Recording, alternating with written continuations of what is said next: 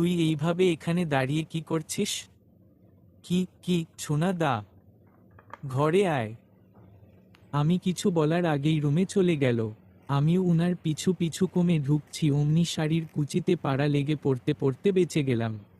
উফফ, এত ভারী শাড়ি পরে হায়া যায় নাকি? সামনের দিকে তাকিয়ে দেখি ভাইয়া কেমন প্রকূপকে আমার দিকে তাকিয়ে আছে। এখনো হাঁটতে শিখিসনি? যেখানে সেখানে ছোপ চট খাস কেন? শুরু হয়ে গেছে পা ঝালানো কথা বলা। কি বিড়বিড় করছিস? আসলে ভাইয়া পাড়ির কুচিতে পা বেঁধে গিয়েছিল, তো সামলাতে শিখে নে। এখন থেকে প্রতি রাতে শাড়ি পরে ঘুমাতে হবে। আমি উনার কথা শুনে বড় বড় চোখ করে উনার দিকে তাকালাম। বলে কি এই লোক, জামা পরে ঘুমুলেই আমার কাপড় ঠিকঠাক থাকে না, সেইখানে শাড়ি পরে কিভাবে ঘুমাবো? দেখা যাবে শাড়ি একদিকে আর আমি একদিকে। কি ভাবছিস? ধর, ফ্রেশ হয়ে এই শাড়িটা পরে আয়। একটা খুব সুন্দর কালো রঙের শাড়ি আমার হাতে দিয়ে। আমি শাড়ি পরতে জানি না ভাইয়া, আমি বরং শাড়িটা রেখে দেই, কাল সকালে আম্মুর থেকে পরে নিব। কেন কাল সকালে কেন? আমি কি তোকে দিনের বেলায় শাড়ি পরতে বলেছি? এই যে মোবাইল ইউটিউব দেখে পরে নে। যতদিন পর্যন্ত শাড়ি পরা শিখতে না পারবি এতদিন পর্যন্ত ইউটিউব দেখেই শাড়ি পরবি। এই বলে শাড়ি আর ফোন আমার হাতে দিয়ে উনি ওয়াশরুমে চলে গেলেন। আমার এখন কান্না পাচ্ছে। এই লোকটা এমন কেন? বা সর রাতে বউয়ের হাতে ফোন ধরিয়ে নিয়ে বলছে শাড়ি পরার জন্য। রান ওয়াশরুম থেকে বলছে, কি হলো এখনো দাঁড়িয়ে আছিস যে? তোর কাছে 10 মিনিট সময় আছে, হয় আমি শাওয়ার নিতে নিতে পড়ে ফেলবি, আর না হয় আমার সামনে পড়তে পারিস। এজ ইউর উইস। দেহের আর কোন উপায় না পেয়ে ইউটিউব দেখেই শাড়ি পরতে শুরু করলো। রাত ওয়াশরুম থেকে বের হয়ে দেখে মেয়ের শাড়ি পরে দাঁড়িয়ে আছে, কুচিগুলো সব উল্টোপাল্টা। তাদের এবার ভীষণ হাসি পাচ্ছে, কিন্তু সে কোন মতে হাসিটুকু গিলে ফেলে মেহেরকে বলল, যা অজু করে আয়। কেন? অজু মানুষ কেন করে? নামাজ পড়তে। তো আমি কি তোকে সিনেমা দেখার জন্য অজু করতে বলছি? মেহের এইবার বিরক্ত হয়ে বিড়বিড় করতে করতে ওয়াশরুমে চলে গেল। এই লোকের জন্মই হয়েছে তারা কথা বলার জন্য, ভালো কথা কি করে বলবে? মেহের ওয়াগপ্তম থেকে এসে দাঁড়িয়ে পড়েছে, পিছনেই তার জন্য জায়নামাজ বিছিয়ে রাখা। মেয়ের গুটি গুটি পায়ে এসে রাদের পিছনে নামাজে দাঁড়িয়ে পড়ল। রাদের অনেক দিনের স্বপ্ন আজ পূরণ হলো।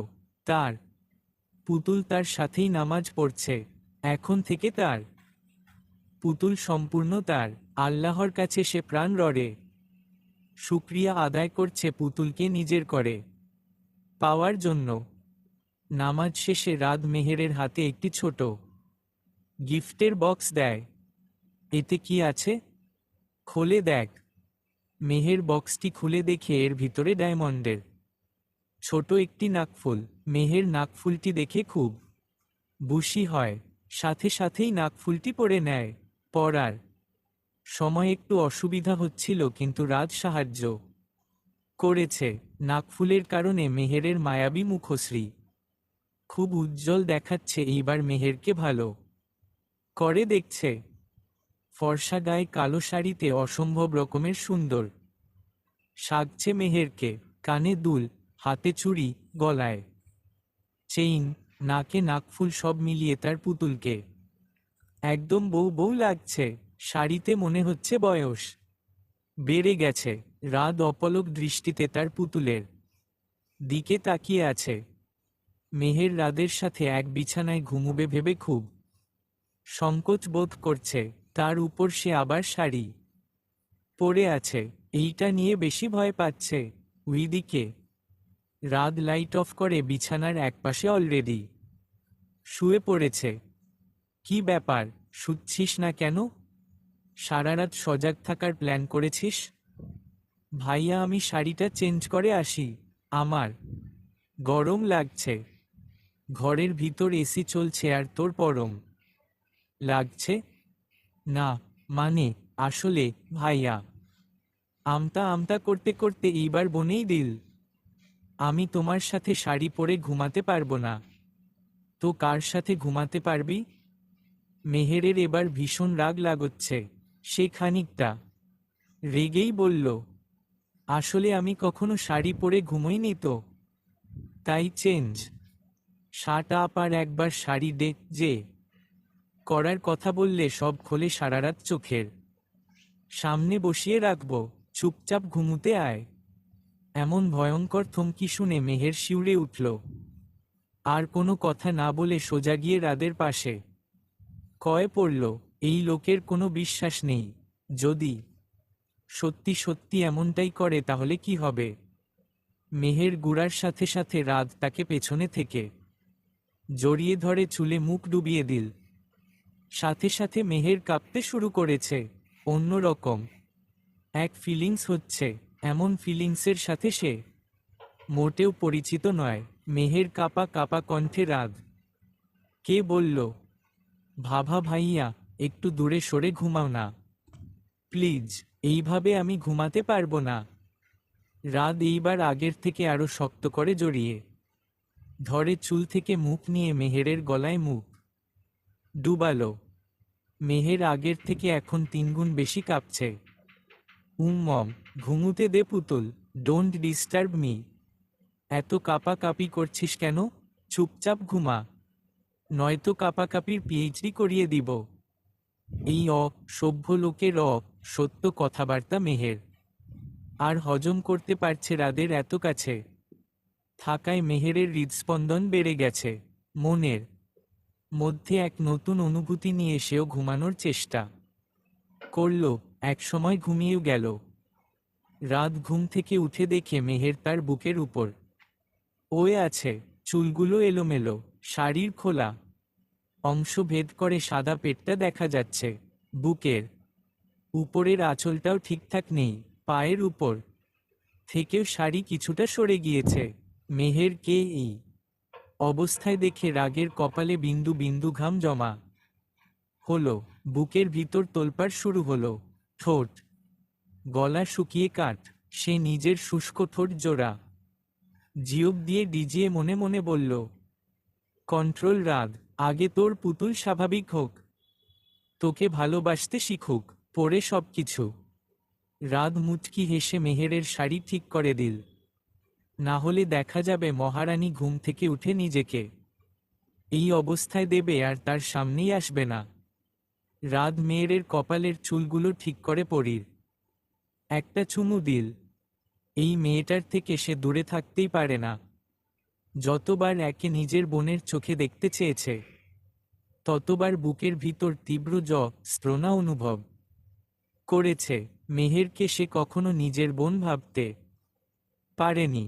যখন প্রথম অনুভব করেছে সে তার চাচাতো বোনকে ভালোবাসে, ডিম্বন রকমের ভালোবেসে ফেলেছে, তখন তার নিজেকে নিজের বিজ্ঞার দিতে ইচ্ছে করেছে। কি এমন পেয়েছে সে এই ছোট মেয়েটার মধ্যে যে তাকে পাগল করে দিয়েছে? কেন মনে হয় এই মেয়েটাকে ছাড়া সে নিঃস্ব? রাত বিছানা থেকে নেমে ফ্রেশ হতে চলে যায়। ফ্রেশ হয়ে এসে দেখে মেয়ের ঘুম থেকে উঠে পড়েছে।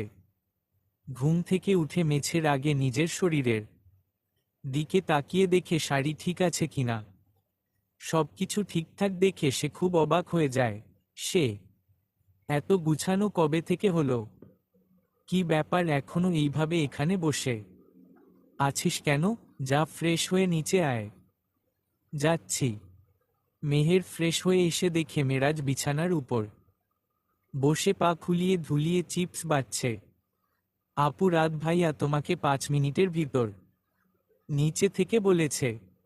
এসে গেছে রাগ ভাইয়ার চামচা। যা গিয়ে বল আসছি, 5 মিনিট লাগবে না।